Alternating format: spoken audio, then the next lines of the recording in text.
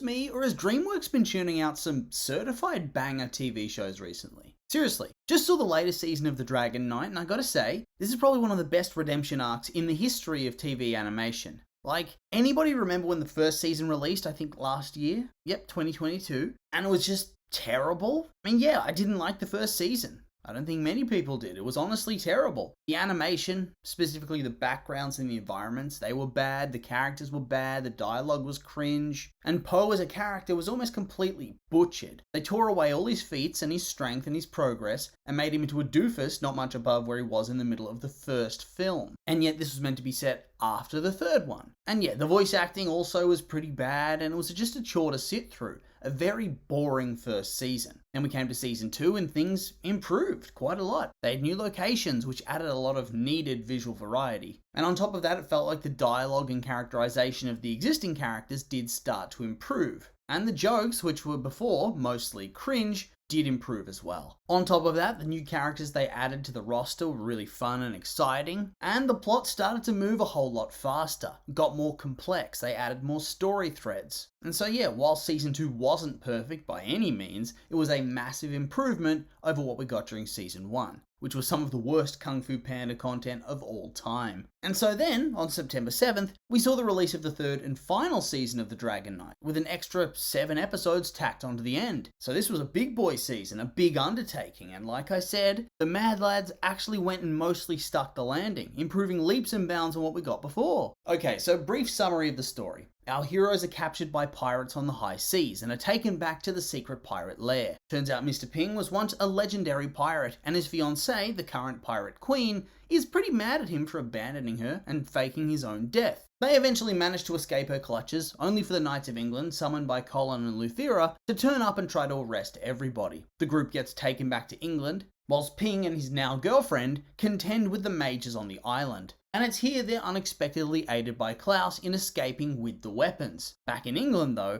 the group escape the knights and become fugitives. Luthera deals with her mummy issues and learns there's a chance to save her brother from death as his soul's trapped in the weapons, whilst Veruca begins to hunt them all down, leading to a confrontation beneath London that releases the magical soul army from the weapons, including Alfie, who then abruptly turns into a villain as he murders Veruca, putting her soul back into the weapons before betraying the group and using the power of the weapons to pull all the continents together into a new Pangaea and pretty much rule over it as a god king, using the army as a police force and killing anybody who breaks his rules, no matter how minor. And this culminates into a quest to bring him down, which they succeed in doing after a big climactic confrontation, before we have the big happily ever after ending. Well, except for the characters who are dead. They go off into the afterlife or whatever. A bit bittersweet, but I really like that. And then we finish off with Poe and Luthera in China hanging out, and there you go. We'll probably never see that character again. Okay, so that's the bare bones plot. And I gotta say, from a story perspective, I think this season was really well done. The plots were intriguing and exciting with a lot of cool twists and turns. And I really liked how, even when they did side stuff, like the whole Ping pirate arc,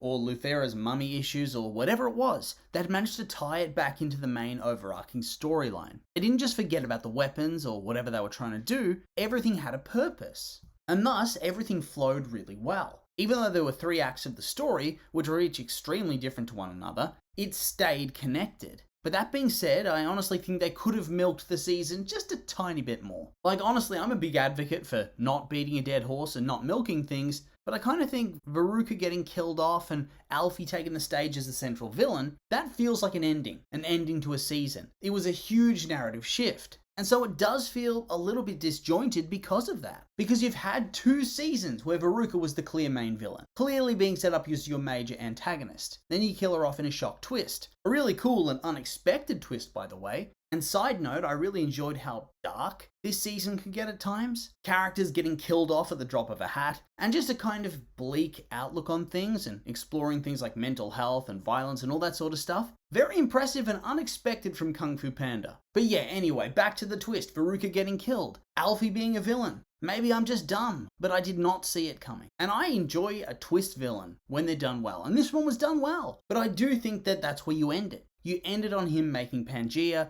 and have season 4 follow off with that storyline. And that would have been a lot better. You would have given that story a bit more time to breathe, and you wouldn't end off with it feeling kind of disconnected between the 3 arcs. whereas previously they had flowed a lot better into one another. And when there was a big drastic shift, that's when you'd have the fresh season. And I mean, it's not the end of the world. And I don't think it ruins anything by any means, but I don't know. I just think they kind of left money on the table with this decision. They could have pushed it to 4 seasons. Oh well. That's probably my only major story critique. The disconnect between Veruca as the main antagonist and Alfie as the main antagonist, and how you could have pushed that to a 4th season quite easily, but, the rest was fine. Okay, that's just the story though. There's more to look at. Visually, I think the show's come leaps and bounds along here. Everything looks a little bit more polished. We didn't have situations where it's just endless flat grassland in every direction. I mean, is it top tier? No, not even close. Like, it's very clearly a budget TV show we're looking at. Not close to the quality of the films. But that being said, it is much better than what it was, even if they're still a little bit lazy with some of the models they're using, like when they're supposedly eating crumpets and scones, and instead they're clearly eating the same generic cupcakes over and over. It's like, come on now, that's not even close. What are you doing with this? And so yeah, I understand though, visuals, they were never going to be the priority. They were never going to be top class, but they have still improved. But yeah, it still looks on the cheap side. But now back to the script. The dialogue, the characterization. There's so much improvement on that score as well. Previously, Poe and Mr. Ping were the only good characters. Literally, the only good characters. They were the only characters that had good lines. They were the only characters that drew you in. And it wasn't because of the writing in the show itself. That was pretty bad. It was because we'd seen them before in the films, and so you already knew a lot about them. And so it lets you overlook the shallow development and the shallow characterization because they had that pre-built history. So they could just throw out the one-liners or whatever and it'd be funny because we've already learnt so much about them. But characters like Luthera, they were left out in the cold because she didn't have much characterization. She was just angry, always grumpy. Rukmini was just mostly there, and the bird was just a weirdo. And that was it. They were cardboard cutouts for Poe and Ping to talk to bounce off of, but not much else. But here they actually developed their personalities so much more. Their quirks, their lives, the relationships between them and other members of the Dragon Knights, or even them and characters outside the Dragon Knights. Everybody was fleshed out so much more. They added Rukmini having a romance with her old friend and partner, tension and growing pains between Luthera and the bird, Luthera and Collins, whatever that was, Luthera's mummy issues, Rukmini's PTSD from being trapped inside the rock monster for like 30 years or whatever it was, King and his pirate story, and then his future romance with the pirate queen on top of that, Alfie's betrayal, and the reveal that everybody had been looking at him through rose-tinted goggles, that all of those flashbacks where he's an honourable and brave knight, that's a bit of a facade, because he was ultimately out to get the weapons for himself so he could bring about this forced era of peace. And all of that was running alongside their quest. Really good stuff, and not to mention the jokes. They were funnier, the banter was snappier,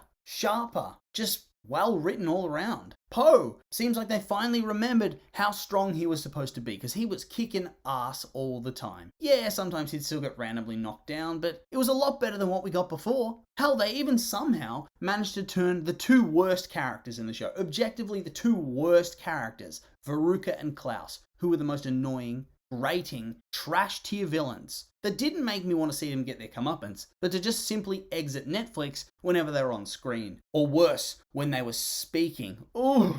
But they turned them into sympathetic characters that you cared about, especially Klaus. Like, what the hell? And they didn't even change his annoying voice. So he gets over despite all of that. And it's like, what? Were the writers using steroids of the brain or some shit? They very rapidly went from bad writing, borderline terrible, to decent, and now to really good. And it's not like they've had years and years and years to polish the story. The first season is scarcely a year old, and now they're finished. So really it's just rapid progression. Such rapid progression we've seen. It's very impressive. It's the biggest turnaround on a show I think I've ever seen. And so the only thing that really holds it back now is the terrible voice work. Yeah, there are still some highlight characters. Poe, my god, Poe is just so good, and so's Ping. The 2 best characters by far in terms of voice acting. No one else even comes close. But then most of the others are at best middling. Too many of the main characters are wooden, and then there are some that are just full-on ear bleach. The ferret siblings and the pirate queen, they really do fit into that category quite nicely if you ask me. I really cannot stand their performances. Like, how do you walk away from the voice recording session and think, oh yeah, that's a top quality performance? Or do you reckon the creators know and they just didn't care? Or thought, oh, I guess this is the best that they can do? My God. If that's who they cast, imagine some of the rejected auditions. Whew. And so, yeah, there's not really much else to say other than that. I'm sad the show's over, just as it hits that high tier. I think it really could have used one more season. Because that extra season, it probably would have been even better than this, but maybe I'm being greedy. It improved in almost all aspects except the acting. And if only it was this good from the beginning, it would have been so good. And so, yeah, with all that being said, these have just been my opinions, and I'd like to hear yours. What did you think of the season if you've seen it? You like it, hate it? I'm curious for your thoughts, so make sure to like, comment, subscribe, and let me know.